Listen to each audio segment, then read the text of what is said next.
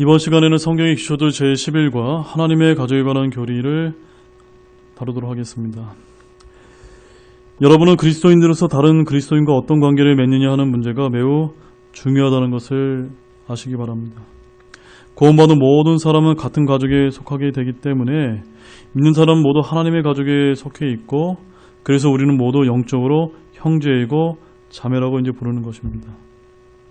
만일 여러분이 구원받았다면 여러분의 유일한 형제는 구원받은 사람들입니다.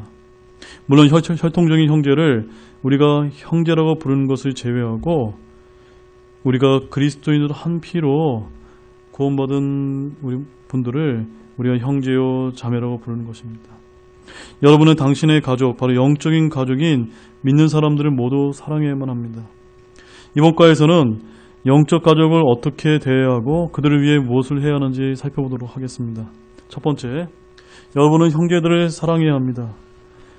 베드로전서 3장 8절과 4장 9절 말씀을 보게 되면, 끝으로 너희는 다 한마음이 되어 서로를 동정하며 형제로서 사랑하고 불쌍히 여기며 예의 바르게 행하라. 무엇보다도 너희끼리 뜨거운 사랑을 품으라. 사랑은 허다한 죄를 덮으니라. 불평 없이 서로 대접하라. 여러분은 뜨겁게 한마음이 돼서 사랑하시고 있습니까? 또한 우리가 사랑한다는 것을 어떻게 우리가 표현할 수 있습니까? 그것은 불쌍히 여기며 예의 바르게 행동하는 겁니다. 요한일서 3장 14절에서 16절 말씀을 읽어보면, 우리가 형제들을 사랑함으로 사망에서 생명으로 옮겨간 줄을 우리가 알거니와 자기 형제를 사랑하지 아니하는 자는 사망 안에 거하느니라. 누구든지 자기 형제를 미워하는 자는 살인하는 자니 살인하는 자 속에는 영원한 생명이 거하지 아니하는 줄 너희가 아느니라. 하나님께서 우리를 위해 자신의 생명을 내어 놓으셨으므로 이로써 우리가 그분의 사랑을 깨닫나니 우리가 형제들을 위해 우리의 생명을 내놓는 것이 마땅하니라 라고 말씀하고 있습니다. 만약 여러분이 형제를 미워한다면 여러분은 살인자와 같다라고 성경은 이렇게 정의하고 있습니다. 구원받은 사람의 특징은 다른 구원받은 사람들을 서로 사랑한다는 것입니다. 여러분은 구원받은 모든 사람을 좋아할 필요는 없지만 그들을 사랑해야 합니다. 두 번째로, 여러분은 형제들과 함께 해야 합니다. 시편 133편 1절 말씀에 의하면, 보라, 형제들이 하나가 되어 동거하며 어찌 그리 좋으며 어찌 그리 기쁜가 라고 말씀하고 있습니다. 바로 하나님께서는 형제들이 서로 연합해야 한다고 말씀하셨습니다. 그래서 빌립보서 2장 2절과 로마서 15장 5절에서 7절 말씀을 한번 여러분들이 보시기 바랍니다. 빌립보서 2장 2절 말씀에 의하면, 너희는 같은 생각을 품고 같은 사랑을 가지며 한 마음과 한 생각이 되어 내 기쁨을 성취하라. 누구의 기쁨입니까? 주님의 기쁨입니다. 주님의 기쁨을 우리가 이 교회 가운데 성취하기 위해서는 우리 형제자매님들이 서로 같은 생각과 같은 사랑을 가지고 한 마음과 한 생각이 되어야 됩니다.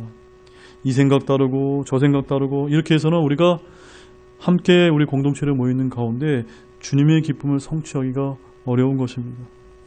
또한 로마서 15장 5절에서 7절 말씀에, 이제 인내와 안위에 하나님께서 너희에게 그리스도 예수님을 따라 서로를 향해 같은 마음을 갖게 하사 너희가 한 마음과 한 입으로 하나님 곧 우리 주 예수 그리스도의 아버지께 영광을 돌리게 하시기를 원하노라. 이러므로 그리스도께서 하나님의 영광을 위해 우리를 받아들이신 것 같이 너희도 서로를 받아들이라. 우리가 어떻게 우리가 사랑하지 않는 대상을 사랑할 수 있게 된 것입니까?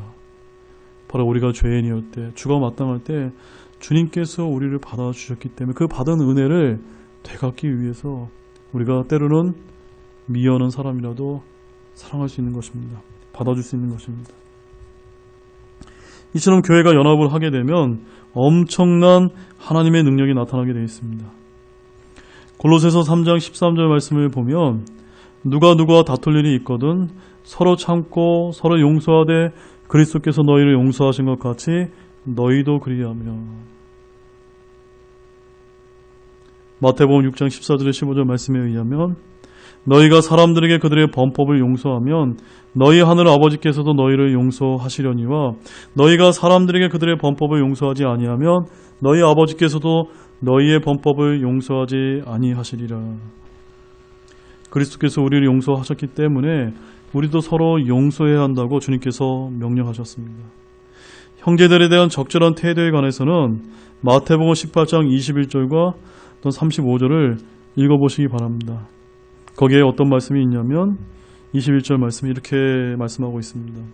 그때 베드로가 그분께 나와 이르되 주여 내 형제가 내게 죄를 지으면 내가 몇 번이나 그를 용서하리까 7번까지 하리까 하매 22절 말씀에서 예수님께서 그에게 이르시되 내가 내게 이르노니 7번까지가 아니라 70번씩 7번까지 하라라고 되어 있습니다. 만약 우리가 형제들을 용서하지 않는다면 우리는 마음속에 자백하지 않은 죄가 있는 것이며 우리가 이것을 바로잡기 전에는 하나님께서 우리를 용서하지 않으실 것입니다. 6번째로 여러분은 형제들의 필요를 채워줘야 합니다. 형제들의 영적 필요를 먼저 채워줘야 합니다. 갈라디아서 6장 1절에서 2절 말씀을 보게 되면 형제들아 만약 어떤 사람이 잘못에 빠지거든 영적인 너희는 온유한 영으로 그러한 자를 회복시키고 내 자신을 살펴보아 너도 시험에 들지 않게 하라. 너희는 서로 남의 짐들을 지라. 그리하여 그리스도의 법을 성취하라 라고 되어 있습니다. 이 말씀은 저와 여러분들이 어떻게 서로 영적으로 도와야 하는지 그런 것들을 말씀하고 있습니다. 우리는 서로 영적으로 돕고 염려해 줘야 됩니다. 그 다음에 형제들의 물질적인 필요를 채워줘야 합니다. 요한에서 3장 17절과 야고보서 2장 15절과 16절 그리고 로마서 12장 13절과 갈라디아서 6장 10절 말씀에 이러한 부분들이 아주 잘 나타나 있기 때문에 여러분들이 한번 읽어보시기 바랍니다. 결론을 맺겠습니다. 우리 그리스도인은 영적 가족과 가까이 지내야 합니다. 사랑으로 연합하는 것은 아름답기 때문입니다. 보배로운 믿음을 함께 얻은 사람들과 연합해야 합니다.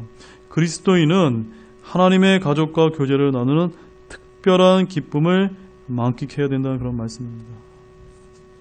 세상은 하나님의 자녀들의 사랑을 결코 흉내낼 수가 없습니다. 만약 다른 사람들과 기쁘게 관계를 맺기 원한다면 여러분들이 한 가지 사실을 기억하시기 바랍니다. 예수님을 첫째로 두시고 다른 사람들을 둘째로 두며 여러분을 마지막에 두십시오. 그러면 기쁨이 올 것입니다. 이것으로서 하나님의 가족에 관한 교리의 말씀을 마치고 다음 시간에는 제12가 가정에 관한 교리의 말씀을 다루도록 하겠습니다.